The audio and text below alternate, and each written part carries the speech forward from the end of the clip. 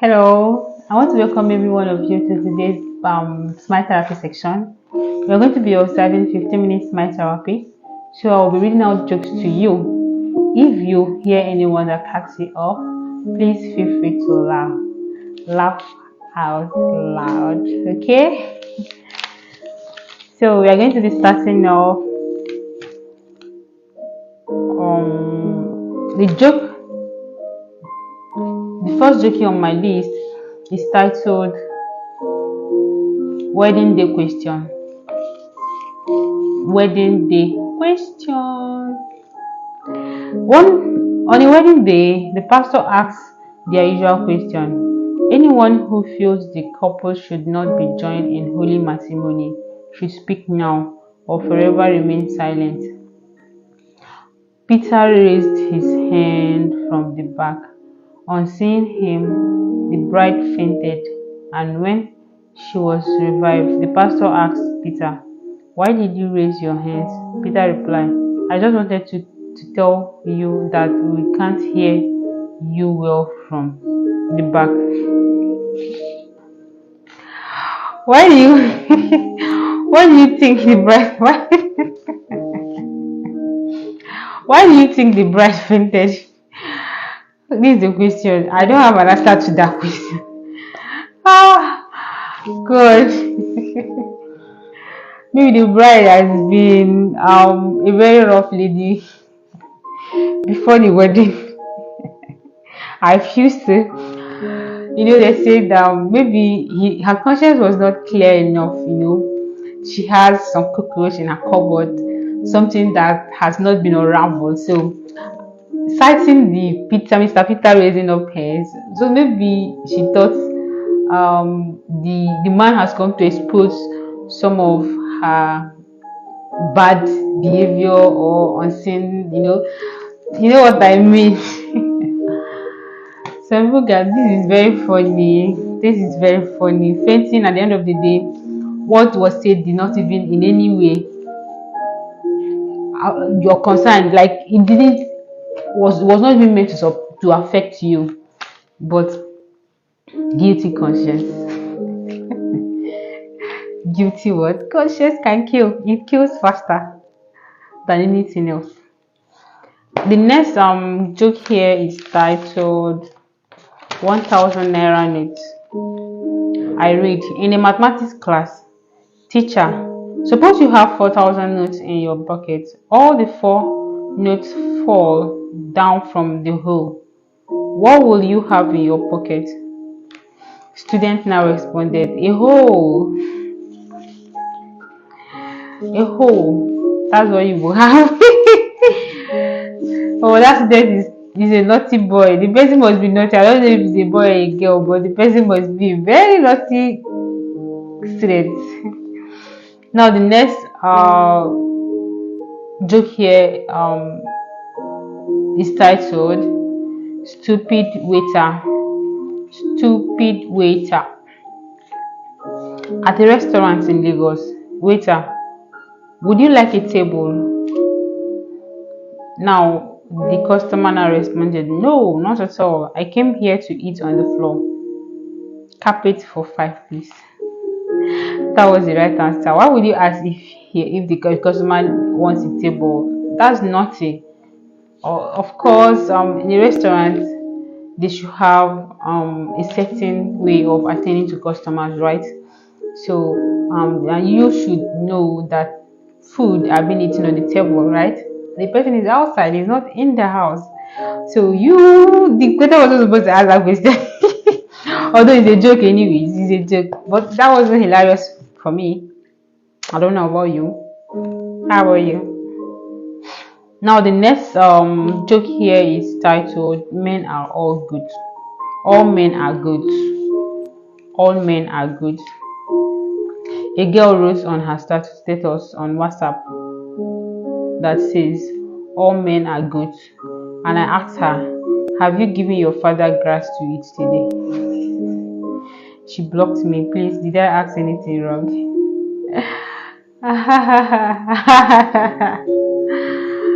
You can't, no, but the lady actually, she did like that statement for me is somehow erroneous. You can't tag all men good. You can say some. Maybe you have experienced some attitude in some men that makes you, or that led to you tagging them good, but it cannot be all, right? Maybe a few of them are good, but it cannot be all. Sometimes people do not really mean to say what they are saying, or what they say, or what they said, but their inability to understand the proper usage of the word, the English word, turns everything upside down, right? Now, if you do not understand how to say a particular thing, you might end up saying a different thing that was not intended, and it could be problematic, it could be chaotic. So that's the reason why English is not our language in Nigeria here. So please speak the language that you understand and express yourself with the language that you understand the most. I think that will be helpful. Yeah, stick to anything you understand the most, and you can speak. Now the next joke here is titled "Women with Brown Eyes." I read: a man went to visit his friend at home. When they went together to the bar, the friend said, "Did you know the 90 out of 100 women with brown eyes cheat on their husband?" Excuse me. "No, I didn't know that," the man replies. "So, what color are your wife's eyes?" asked the friend. "I'm too drunk to remember. I better go home and find out." So the man hurries home to find his wife in bed and asleep. The man carefully lifts his wife's eyelid and exclaims, "Oh my God, brown!" Suddenly, another man pops out from the wardrobe and exclaims, "How the hell did you know I was here?" Revelation. Now the next joke here is titled, "Do you have a private jet?" Sorry, do you have a private part? I think private jet is calling me. It's titled, "Do you have a private part?" I read: a woman hears someone knock at the door. She opens to see, and a man asks, "Do you have a private part?" She slams the door in disgust. The next day, she hears a knock, opens up, and it's the same man. He asks the same question. The woman slams the door again. Her husband gets home. She tells him what happened for the last 2 days. The husband says to her, "Honey, I'm taking tomorrow off to be home just in case he shows up again." The next morning, they hear a knock. At the door, and the husband says, "I'm going to hide behind the door and listen. If it is the same guy, I want you to answer yes to see where he is going with this." The man asks the same question. "Do you have a private part?" "Yes," replies the woman. The man replies, "Good. Would you mind telling your husband to leave my wife's own alone and start using yours?" Embarrassing. Embarrassing. And it was even like good that the husband was even there to witness it, because if it was a told story or a narrated story, and there might be an argument. An argument might ensue, or someone might want to defend, take the defensive part. So the next joke here is titled "Below Sea Level," and this is a conversation between a father and a son. Now, father, how are your great son? How are your great son? The son now said, "Excuse me, underwater, dad." "Underwater? What do you mean?" The son responded, "They are below sea level." I don't know if you understood this joke. They are below sea level. Like for instance, like the guy was trying to say he didn't get an A, he didn't get a B, he didn't get a C. Below sea level, that's D and E. The boy was this smart, not to go straight to the point, and ending up confusing the father. Like the man would be like, "What's that? What do you mean by below sea level?" Now the next joke here is titled "Money or Brain." Conversation between a teacher and a student. The teacher now say, "Class, choose between money and brain." One of the students now say, "I'll go for the money." The teacher now say, "I'll go for the brain." Now the teacher now, the student now said, "Well, everybody goes for what he doesn't have, or what they don't what they don't." Ah. The next one is titled "Principal Daughter." Now, the following conversation ensued between Akmos and a female student in school. Akmos, "Isn't our principal an idiot?" The girl said, "Do you know who I am?"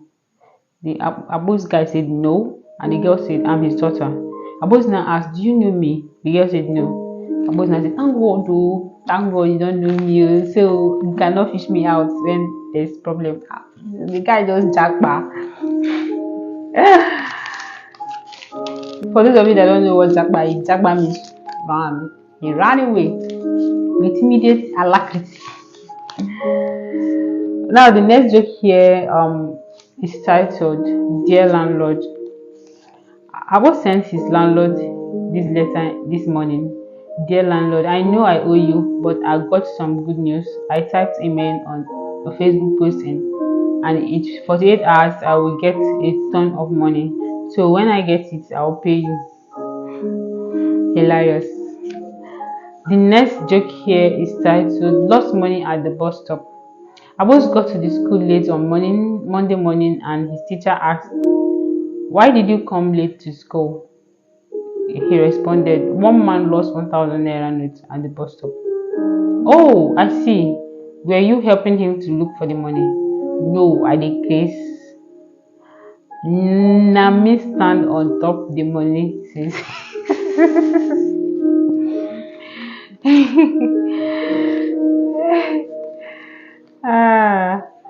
The next one here is titled "Perfect Gate Man." A girl at a bus stop spotted a handsome man and without hesitation went to him and said, "You look cute, I like you." The man, out of shock, simply placed his hand on her shoulder and said, "My dear, this love infatuation are all nothing. You are too young to be behaving like this. Please go home and study hard so that you can have a successful life." He then placed a piece of paper on her hand and said, "I have written some words of wisdom and Bible verses for you.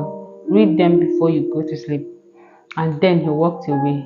The girl went back to her hostel, crying and feeling shameful. Before she slept, she opened up the paper and read thus: "Are you blind? My wife was standing behind me. Anyway, this is my hotline. Call me anytime. By the way, I like you too." Coded. Oh, this is coded. It's called code. The man is like, they just got code, sha, for those philanthropists. They have their code of doing their things, and mostly might not be caught. Yeah, let's move on. The next joke here is titled "Give Me Both." A butcher in a meat market who had had a particular good day proudly flipped his last chicken on a scale and weighed it. "That would be 15 naira. Well, 1,500 naira," he told the customer. "That's a good price, but it really is a little too small," said the woman. "Don't you have anything larger?" Hesitating but thinking fast, he returned the chicken to the refrigerator, paused a moment, then took it out again. "This one," he said faintly. will be 25 naira. The woman paused a moment, then made her decision. You know what? She said, I will take both of them. You are trying to be smart. So thank you so much for listening to my jokes, and I hope I made you laugh. See you again in the next one. Thank you and bye.